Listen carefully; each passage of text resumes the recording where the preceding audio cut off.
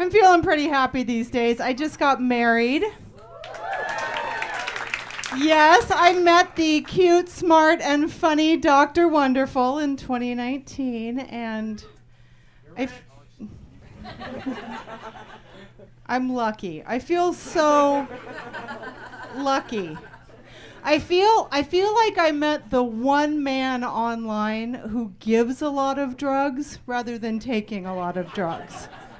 It's kind of like finding a Fabergé egg at a garage sale, you know? He's fascinating. The other day they brought him in on this case where this mentally ill guy had swallowed the bottom half of his shoe.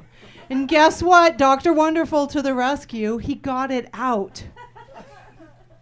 You worry with doctors. You worry that they're going to get kind of a God complex. And now that he's saved a man's soul, I might be in trouble, don't you think? Nothing's ever perfect, though. Let's be clear about that. Nothing's ever perfect. Like, I got him used.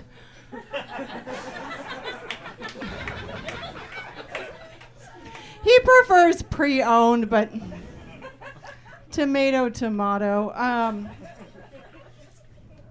His first wife was Japanese, so I have some really small shoes to fill.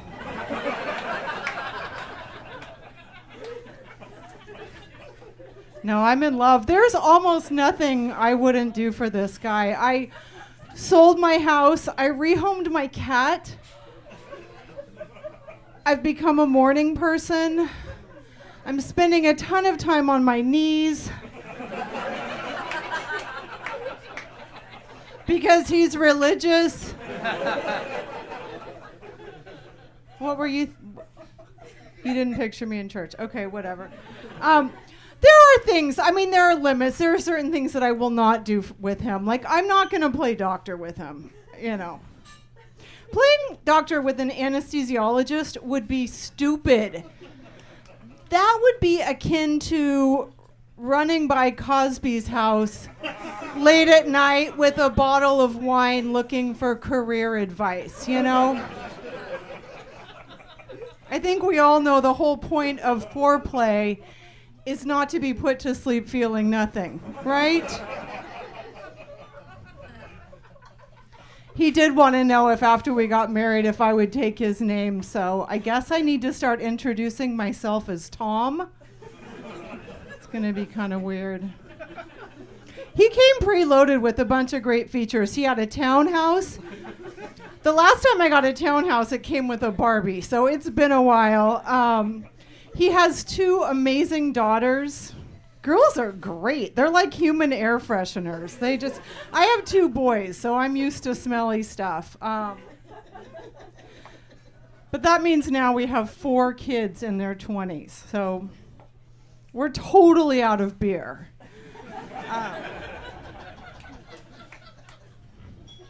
That's a weird time in life, like to be in your 20s. Anyone here being that age or dealing with that age group? Yeah. Okay, I know what you guys are all about.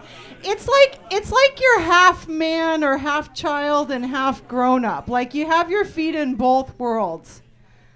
With my kids, sometimes they'll do things, they'll say to me, "Stop treating me like I'm a baby," and "Hell yes, I want an Easter basket."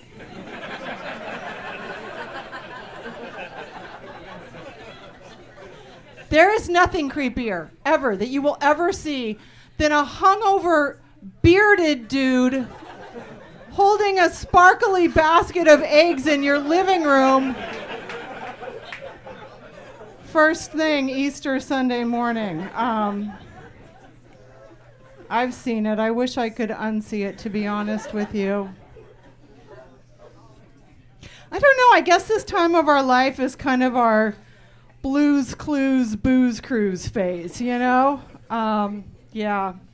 So I made it here tonight with a little help from my friends at Waze. Anybody else reliant entirely on road navigation? Oh, yeah. Traffic has gotten so awful. I feel lately like human trafficking would be easier to get out of. These programs really work, but man, they take you on some crazy routes. Earlier today, it had me jump onto a funeral procession to save 5 minutes. I'm not proud, but I did it. May Doris rest in peace. Yeah. No, I'm using the road navigation program so much now, and I'm the kind of person that's never satisfied. Like, the more I'm using these apps, the more guidance and navigation I want. Like, these days, I want like a whole life navigation program. Wouldn't that be spectacular? Like, because with Waze, it not only tells you what's up on the horizon, but more importantly, it tells you how to handle the situation, you know? And if I had whole life navigation, Saturday afternoon, I'd be in the grocery store with no sense that danger was looming nearby when I would hear, "Watch out, ex-mother-in-law on aisle 3. Proceed to produce with caution." Or maybe I'd be going to meet a girlfriend for tacos when I'd hear, "In 30 feet, there's a gropey drunk guy by the taco bar, and the guacamole looks awful. Avoid area entirely."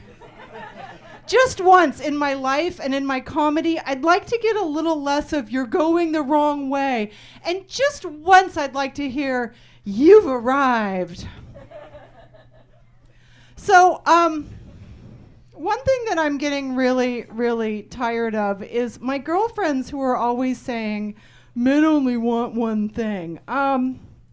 It's like, I don't know, how many things do you think that they're supposed to want, Brenda? And where's the gratitude for them wanting that one thing? And I just want you to think for a moment, ask yourself, like, what if men suddenly stopped wanting that one thing? Like, where would that leave us? Would we ever even see them again? Except maybe at like class reunions or the grocery store? And trust me, they don't need your help with melons anymore. That was all just a big game that they were playing.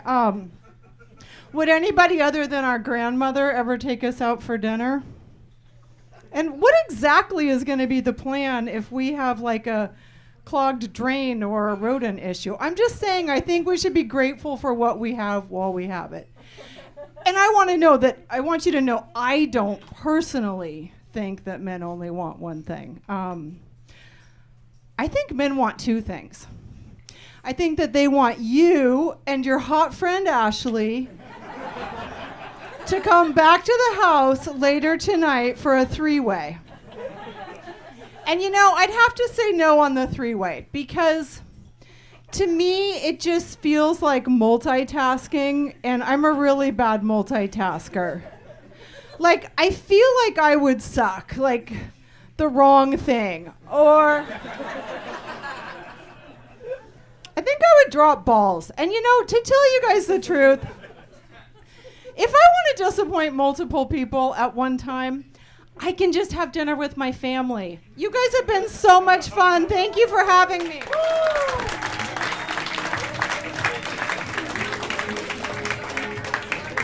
Meaghan Gross, everybody, come on!